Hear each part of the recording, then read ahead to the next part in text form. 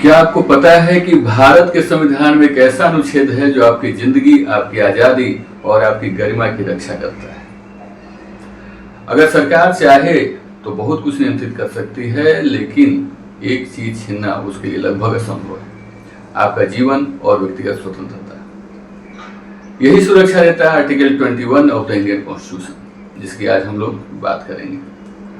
अब सवाल यह है कि क्या आर्टिकल 21 सिर्फ जीवन का अधिकार देता है या इसके पीछे छिपा है एक पूरा अधिकारों का ब्रह्मांड। आज इस वीडियो में हम जानेंगे आर्टिकल 21 क्या है और इसकी उपयोगिता क्या है, सुप्रीम कोर्ट ने इसे कैसे सबसे शक्तिशाली बना दिया और क्यों इसे कहा जाता है संविधान का हार्ट एंड सोल। आर्टिकल 21 क्या कहता है, सबसे पहले हम इसे समझते हैं। जो बेयर एक्ट है आपका, article 21 of the Indian constitution जो कहता है वो ये कहता है कि no person shall be deprived of his life और personal liberty except according to procedure established by law. ये कथन है, ठीक है। हिंदी में इसका अगर आप मतलब समझें तो किसी भी व्यक्ति को उसके जीवन या व्यक्तिगत स्वतंत्रता से वंचित नहीं किया जा सकता सिवाय कानून द्वारा निर्धारित प्रक्रिया के। तो ध्यान दीजिए, यहाँ पर एक शब्द जो पर्सन लिखा है, पर्सन का मतलब बहुत ही व्यापक है। इसमें सिर्फ नागरिकों का ही अधिकार सुरक्षित नहीं है, बल्कि बाहरी विदेशियों के भी अधिकार यहाँ पर सुरक्षित है और यहाँ जो भी रहते हैं उनके अधिकार इस तहत सुरक्षित है।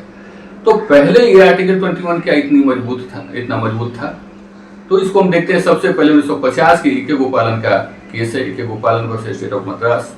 इसमें क्या है, अगर कोई कानून बना दिया गया है और इसके अनुसार किसी व्यक्ति की स्वतंत्रता छीनी जाती है तो यह अवैध है, ये कहता है ये केस। मतलब सरकार कानून बनाकर आसानी से स्वतंत्रता को सीमित कर सकती है, लेकिन बाद में एक ऐतिहासिक फैसला आया सुप्रीम कोर्ट का जिसमें ये बातें पलट दी गई और आर्टिकल 21 को बहुत व्यापक बना दिया। ये 1978 का केस है और सुप्रीम कोर्ट ने एक ऐतिहासिक फैसला दिया Maneka Gandhi versus union of India में। मेनका गांधी का पासपोर्ट इंपाउंड हो गया था, आप लोग सभी जानते हैं। तो कानून की प्रक्रिया सिर्फ कानूनी नहीं होनी चाहिए, बल्कि न्याय संगत, उचित और तर्क संगत भी होनी चाहिए। आप कानून बनाकर किसी की स्वतंत्रता का हनन नहीं कर सकते। तो इस फैसले ने आर्टिकल 21 को इतना व्यापक बना दिया है कि आज इसके अंतर्गत कई अधिकार शामिल हो गए। जैसे अगर आप देखेंगे तो आज सुप्रीम कोर्ट ने आर्टिकल 21 के अंदर कई अधिकारों को शामिल कर दिया है, जैसे जीने का अधिकार, ये तो है ही, स्वच्छ पर्यावरण का अधिकार, स्वास्थ्य का अधिकार, न्यायपूर्ण सुनवाई का अधिकार, कानूनी सहायता का अधिकार, गोपनीयता का अधिकार, ये सारे अधिकार भी इससे एसोसिएटेड हैं। और सबसे महत्वपूर्ण justice case Puttaswamy versus union of India का केस। इस केस में सुप्रीम कोर्ट ने कहा कि राइट टू प्राइवेसी भी आर्टिकल 21 का हिस्सा है, जो कि बहुत अहम है ना। तो मतलब यह है कि निजी जिंदगी से भी संबंधित बातें आपका संविधान आपके लिए सुरक्षित करता है। तो भारत के संविधान में बहुत सारे मौलिक अधिकार हैं, लेकिन आर्टिकल 21 को खास बनाती है उसकी व्यापकता। यह सिर्फ जिंदा रहने का अधिकार नहीं देता, इसके साथ बहुत सारे अधिकार एसोसिएटेड हैं। यह सम्मान के साथ जिंदगी जीने का आपको अधिकार देता है और इसी के अंदर प्राइवेसी भी शामिल है। अगर आर्टिकल 21 नहीं होता तो शायद शिक्षा का अधिकार, स्वच्छ वातावरण का अधिकार या निजता का अधिकार। इसलिए कई संवैधानिक विशेषज्ञ कहते हैं कि यह हार्ट और सोल है हमारे इंडियन कॉन्स्टिट्यूशन का और फंडामेंटल राइट्स का।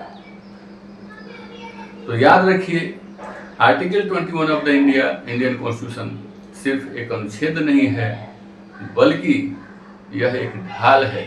सरकार की शक्ति और नागरिक की स्वतंत्रता के बीच यह संतुलन बनाती है और शायद इसी कारण भारतीय लोकतंत्र की सबसे मजबूत नींव में से एक है आर्टिकल।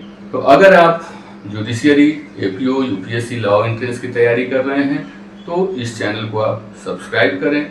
और हमारे यहाँ एपीओ के कोर्सेज उपलब्ध हैं, जुडिशियरी के कोर्सेज उपलब्ध हैं। चाहे तो आप हमारे इस व्हाट्सएप एड्रेस पर आप संपर्क कर सकते हैं या हमारे वेबसाइट को विजिट कर सकते हैं या हमारे कैंपस जो है बोरिंग रोड दादी जिले में स्थित है, आप वहां पर संपर्क कर सकते हैं। उसी तरह के जानकारियों के लिए आप हमारे चैनल को सब्सक्राइब करें और लाइक करें।